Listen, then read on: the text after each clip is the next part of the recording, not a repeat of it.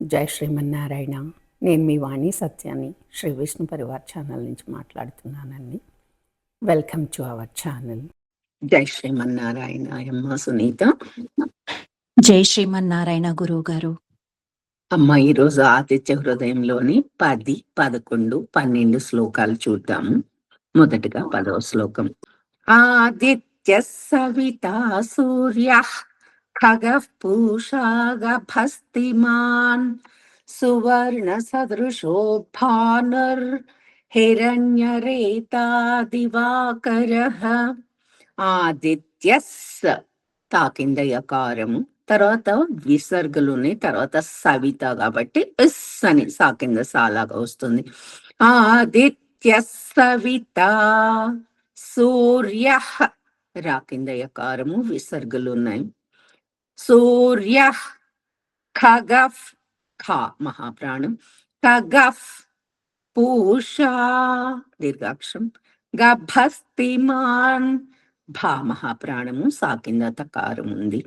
సువర్ణ రాకింద అణ సంయుక్తాక్షరం, సదృశో భానుర్ భా మహాప్రాణం, హిరణ్య అణ కింద యకారం, రేతా దివాకరః. మనం పదాలు చూద్దాము.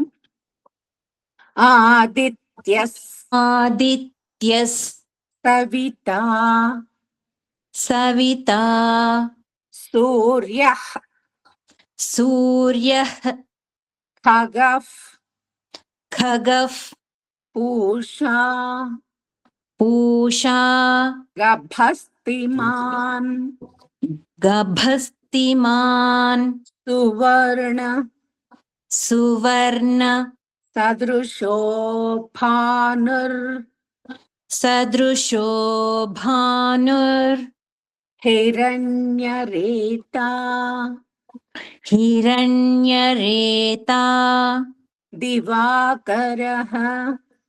దివాకరః. ఆఫ్లైన్.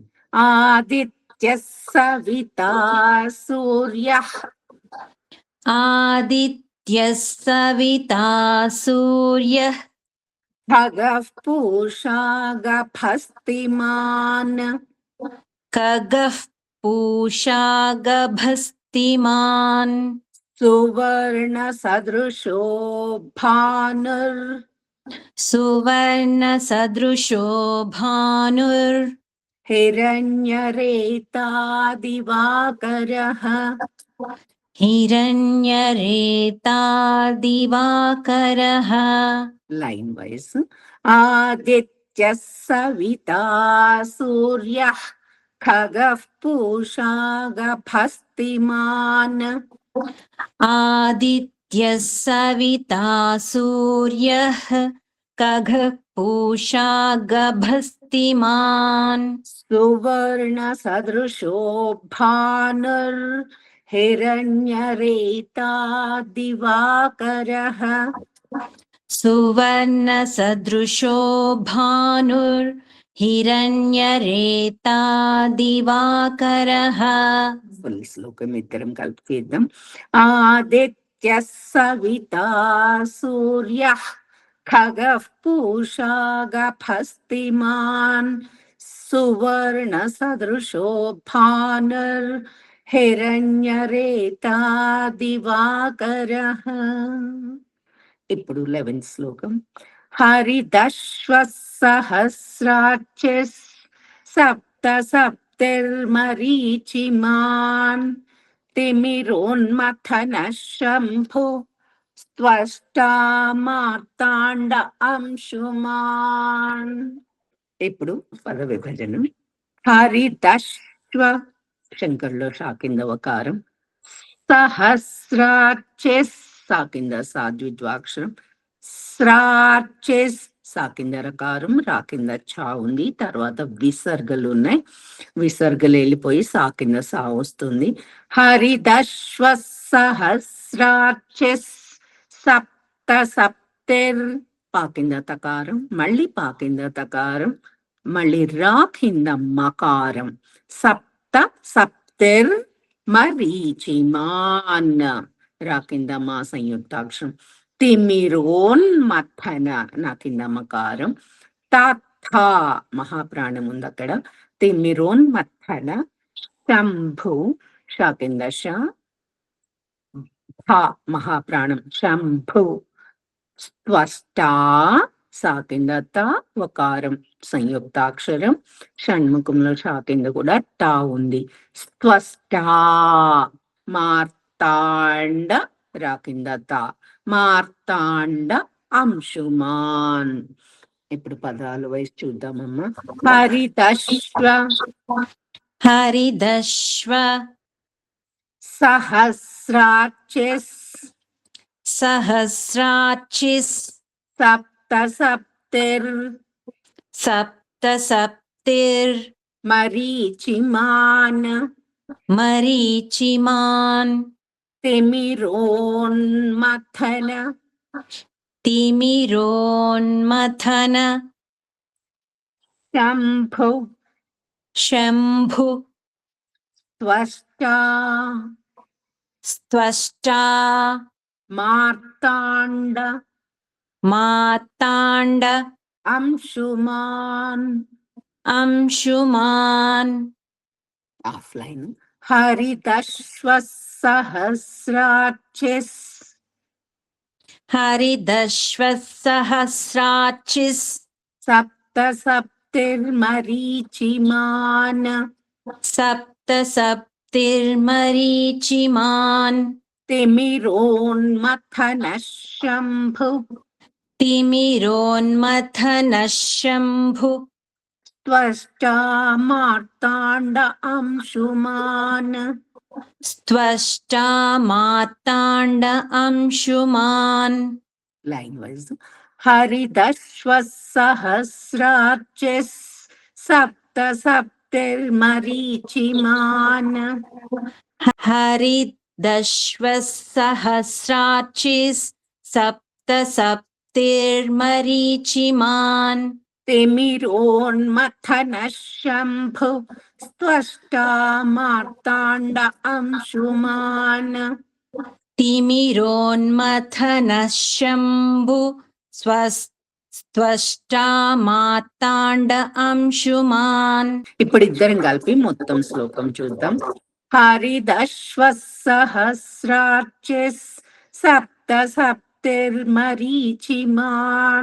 తిమిరోన్మథన శంభు స్త్వష్టా మార్తాండ అంశుమాన్. ఇప్పుడు 12వ శ్లోకం. హిరణ్యగర్భ శిశిర స్తపనో భాస్కరో రవిః అగ్నిగర్భోదితేః పుత్ర శంకః శిశిరనాశనః. హిరణ్యగర్భ అణ కింద యకారం ఉంది, రా కింద భా మహాప్రాణం ఉంది. రెండు కూడా సంయుక్తాక్షరాలు. తర్వాత శంకరులో షా కింద మళ్ళీ షా ఉంది, ద్విత్వాక్షరం. హిరణ్యగర్భ శిశిర స్తపనో సా కింద తకారం. భాస్కరో భా మహాప్రాణం సా కింద కా ఉంది. భాస్కరో రవిః వి ఉంది కాబట్టి విసర్గలు హి అవుతాయి. రవిః అగ్నిగర్భో అగ్ని గా కింద నకారం. గర్భో రా కింద భా మహాప్రాణం. తర్వాత అవగ్రహం ఉంది, దీర్ఘం కొంచెం ఎక్కువ పెట్టాలి. అగ్నిగర్భోదితేఫ్ తీ తర్వాత విసర్గలు ఉన్నాయి, పొల్లు పా అవుతుంది. దితేఫ్ పుత్రష్ పుత్ర తా కింద రకారం ఉంది. తర్వాత విసర్గలు ఉన్నాయి, ఆ విసర్గలు వెళ్ళిపోయి షా కింద షా అవుతుంది. పుత్ర శంఖ ఖ మహాప్రాణం.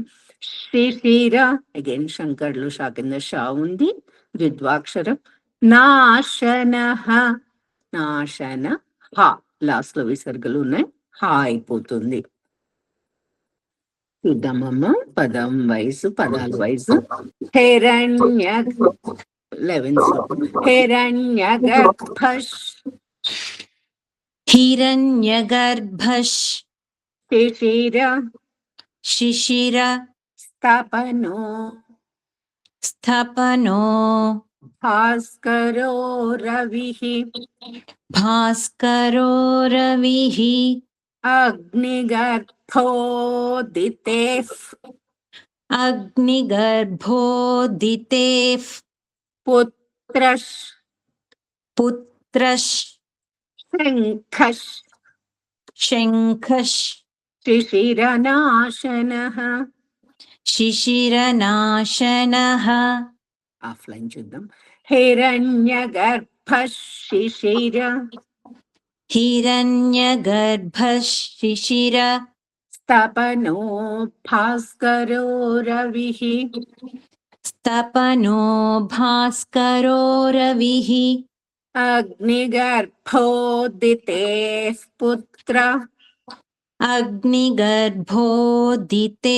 పుత్ర శంఖః శిశిరనాశనః. శంఖః శిశిరనాశనః లైన్ వైజ్. హిరణ్యగర్భః శిశిర స్తపనో భాస్కరో రవిః హిరణ్యగర్భః శిశిర స్తపనో భాస్కరో రవిః అగ్నిగర్భోదితేః పుత్రః శంఖః శిశిరనాశనః. అగ్నిగర్భోదితేః పుత్ర శంఖః శిశిరనాశనః ఇప్పుడు ఇద్దరం కలిపి మొత్తం శ్లోకం చేద్దాం.